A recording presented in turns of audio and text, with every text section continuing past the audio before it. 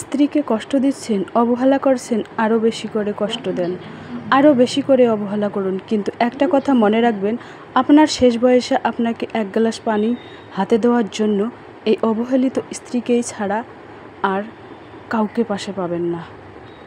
বিবাহিত পুরুষ টেনশন করলে বিজ্ঞান কী বলে জানেন? ওই পুরুষ যেন তার স্ত্রীর আওয়াজ স্বামীর শরীরে অক্সিটোসিন নামক কেমিক্যাল নিঃসরণ করে, যার কারণ স্বামী যতই ডিপ্রেশন বা টেনশনে থাকুক, স্ত্রীর সাথে কথা বললে মন ভালো হয়ে যায়। ভাত কাপড়ের অভাবে কোনো নারী সংসার ছাড়ে না। সংসার ছাড়ে স্বামীর অবহেলায় ও অযত্নে। টাকা জমানোর সহজ উপায়। তো নতুন দিনে নতুন আরেকটি ভ্লগ ভিডিও নিয়ে হাজির আমি আপনাদের মাঝে শাবানা। ভারতের ছোট্ট একটা গ্রাম শীতলকুচি জেলা থেকে বলছি। তো welcome back to my channel. আসসালামু আলাইকুম। তোমরা সবাই কেমন আছো? আমি আশা করি তোমরা সকলে ভালো আছো। আলহামদুলিল্লাহ আমিও ভালো আছি, আর আমার পরিবার পরিজনদের নিয়ে আলহামদুলিল্লাহ আমি ভালোই আছি। আর আমার প্রাণপ্রিয় কলিজা আপু ভাইয়েরা, তোমরা সবাই কেমন আছো? আমি আশা করি তোমরা সকলেই ভালো আছো।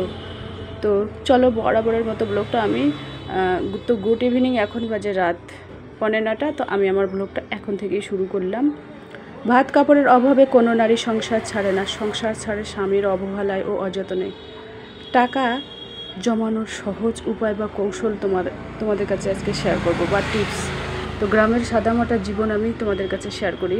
তো চলো, আজকে আমি রান্না করব কি, ভাত আর পাঙ্গাস মাছ আলু দিয়ে ঝোল করব, আর কিছু করব না। এখানে ডিম আছে, মাছের ডিম, রুই মাছের ডিম আছে, ওটা আলাদাভাবে ভাজা করব।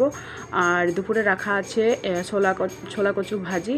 আর এখানে চা করে নিয়েছি, চা খেতে খেতে আর কি মানে রান্নাটা করি আর কি। তো চলো ব্লগটা দেখতেই থাকো। তো একটা কথা তোমাদের আমি বলছি, ভাত কাপড়ের অভাবে কোনো নারী সংসার ছাড়ে না। সংসার ছাড়ে স্বামীর অবহেলা ও অযত্নে। দেখুন, একটা নারী কিন্তু বাবা মা ভাই বোন স্বামী সবাই, স্বামী না, বাবা মা ভাই বোন সবাইকে ছেড়ে কোথায় আসে? সবাইকে ছেড়ে স্বামীর ঘরে আসে। এখন স্বামী যদি তাকে অসম্মান করে, অযত্নে রাখে, কারো সামনে তার দোষ ধরে, তাকে যে কোনো কারণে তার দোষ ধরে, বা খোঁচা মেরে কথা বলা, বা কথা বললেই কথা উড়িয়ে দেয়, কোথা থেকে চলে আসলো, বাজার থেকে চলে আসলো, এসে বাস মোবাইলে ফোন করতে করতে এসে বিছানার এক কোণে বসে ফোন করতেছে, গল্পগুজব করতেছে, মুখের ভাব এমন করতেছে। বাজারে তো সবার বন্ধুবান্ধব সবার সাথে গল্পগুজব হাসাহাসি করে আড্ডা মেরে চলে আসলো বাসায় এসেই বিছানার এক কোণে মুখ ভার করে বসে আছে। মনে হয় মেঘ হলে যেরকম বৃষ্টি হয় সেরকম করে বসে থাকে, মানে আকাশ যেমন করে বৃষ্টি হওয়ার আগে সেরকম একটা মুখ করে বসে থাকে। মানে কি বলবো, আর মুখের দিকে চাইলেই মনে হয়, দেখা যায় যে মুখের দিকে চাইলেই দেখা যায় তিনি অনেক টেনশনে আছেন। টেনশনটাকে নিজের ওয়াইফকে দেখাচ্ছে, বাইরে কাউকে দেখাচ্ছে না। মানে তার সাথে যে দুটো ভালো করে কথা বলবে সেই সুযোগটাও তাকে দিচ্ছে না। তো মানে সেই অবহেলিত নারী সারাদিন পরিশ্রম করে সংসারে কাজকর্ম, ছেলে মেয়ে কোন সময় খেলো না খেলো সবার খেয়ালে রেখে দিন শেষে একটু ভালোবাসার অপেক্ষায় থাকে হাজব্যান্ডের। তো সেই ভালোবাসাই যদি না পায়, তাহলে কিসের জন্য সেখানে পড়ে থাকবে? ভাত কাপড়ের অভাবে কেউ মরে না। বাপের বাসায় যখন মেয়েরা থাকে মানে অবিবাহিত অবস্থায়, তখন কিন্তু বাপের বাসায়ও ওরা সুন্দরভাবে ভাত কাপড় পায়। তো কিসের জন্যে আসে স্বামীর বাড়িতে? একটু ভালোবাসা পাবার আশায়। সেই ভালোবাসাটাই যদি তারা না পায়, তাহলে কীভাবে সে সংসারে থাকবে? সেই জন্য ভাত কাপড়ের অভাবে কোনো নারী সংসার ছাড়ে না। সংসার ছাড়ে স্বামীর অবহেলায় ও অযত্নে। আর টাকা জমানোর সহজ উপায়, কৌশল বা টিপস তোমাদের কাছে আজকে শেয়ার করব। তো দেখুন, টাকা যেখানে যাও না কেন, টাকা ছাড়া তোমার কোনো দাম নেই, মূল্য নেই, সম্মান নেই, কোথাও তোমার দাম নেই। মানে প্রতিটা পদেই তোমাকে হোঁচট খেতে হয় টাকা ছাড়া। তো বাড়ি থেকে যখন পা বাড়াবেন তখনই কিন্তু টাকার দরকার হয়। আর যখনই তোমরা কারো কাছ থেকে টাকা চাইতে যাইবেন, হাওলাত হিসেবে চাও আর লোন নেও, ধার নাও, কি নেও, কিন্তু তাকে তো দিতে হবে সময় মতো, তাই না? লোন কেন নেব? আগামী দিনে যাতে আমাদের লোন নিতে না হয়, ধার নিতে না হয়, কারো কাছে হাত পাততে না হয়, সেই ব্যবস্থাটা নিজেকেই করতে হবে, তাই না? তো টাকা জমানোর কৌশলটা আমি তোমাদের বলছি। টাকা কিভাবে জমাবেন সেই কৌশলটাও আমি তোমাদের বলে দিচ্ছি। দেখুন, যেখানে লাগবে 500 গ্রাম মাছ, সেখানে 250 গ্রাম দিয়ে চালিয়ে দাও না। যেখানে লাগবে 1 কেজি আলু সেখানে 500 গ্রাম দিয়ে চালিয়ে দাও না। তো ওখান থেকেই তো সংসার খরচ থেকেই তো কিছু জমাতে পারবেন, তাই না? সংসার খরচ থেকে অল্প অল্প করে একটু করে তো জমাতে পারবেন। 250 গ্রাম মাছ খেলে 2-4টা আলু ওখানে মিশেল দিয়ে ঝোল টোল বানিয়ে বা বাড়ির উঠান থেকে শাক সবজি তুলে একটু রান্না করো দুবেলা, তো ওইভাবেই হয়ে যাবে। 250 গ্রাম মাছ খেয়ে তো আমরা মরে তো যাবো না, তাই না? তো 500 গ্রাম যেখানে মাছ 250 গ্রাম, 500 গ্রাম মাছের দাম হচ্ছে রুই মাছের কেজি 200 টাকা। তো 500 গ্রামের দাম হচ্ছে 100 টাকা। তো 50 টাকা যদি মাছ নিয়ে আসো আর আলু মালু দিয়ে একটু ঝোল করে যদি খাও তো দুবেলা আরামসে হয়ে যাবে, অল্প অল্প করেও, কিন্তু মরে তো যাবো না। এইভাবে হিসেব করে কিন্তু আমাদের সংসারটা পরিচালনা করতে হবে। যেখানে মটন মনে করো 500 গ্রাম নিয়ে আসলাম, মটন 500 গ্রামের দাম 350 টাকা, 700 টাকা কেজি মটন। তো সেখানে 500 গ্রামই নিয়ে আসলাম, ঠিক আছে। 500 গ্রাম তো একবারেই খাওয়া সম্ভব না। আজ 250 গ্রাম রান্না করলাম 2-4টা আলু বা পটল মিশাল দিয়ে। কালকে 250 গ্রাম ভেজে রেখে দিলাম কষিয়ে কষিয়ে, ওটা কালকের জন্য। তো মটনটা তো প্রতিদিনে খাওয়া সম্ভব না, তাই না? মটনটা ওই মাসে 1 দিন বা 2 দিন এরকম করে খেতে হবে। একটু হিসাব বা বুদ্ধি খাটাতে হবে, খাটিয়ে টাকাটা জমাতে হবে কোন কৌশলে বা টিপসে। তো আমি না প্রত্যেকদিন এরকম আর কি বুঝে শুনে বুদ্ধি খাটিয়ে কিন্তু ম্যানেজ করি। মানে অল্প অল্প করে কিন্তু চালিয়ে দেই। তো দেখুন এভাবে এই যে ছুরিটা কিন্তু নিয়ে এসেছে হাজব্যান্ড, এটা আসাম থেকে নিয়ে এসেছে। তো এটা দিয়ে প্রথমে আমাকে ভয় লাগতো সবজি কাটতে, তো এখন আর ভয় লাগে না। মানে আলুটা প্রথমে আর কি 4 ফালি করে নিলাম, তারপরে চাকু দিয়ে এর ছালগুলো ছাড়িয়ে নেব। তো এইভাবে আর কি আলু দিয়ে মাছের ঝোল আমি করি, তো ভালোই লাগে আর কি।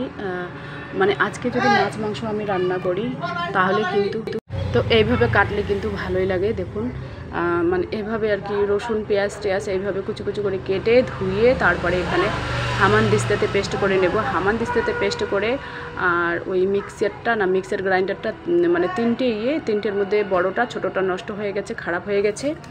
আর মাঝারিটা দিয়ে করি, মাঝারিটাতে অল্প মশলা হলে না ঠিক পেস্ট হয় না আর কি, সেই জন্য আর কি ওই হামানদিস্তাতে পেস্ট করে নিচ্ছি। এই হামানদিস্তাতে পেস্ট করলে আমাকে ভালোই লাগে আর কি।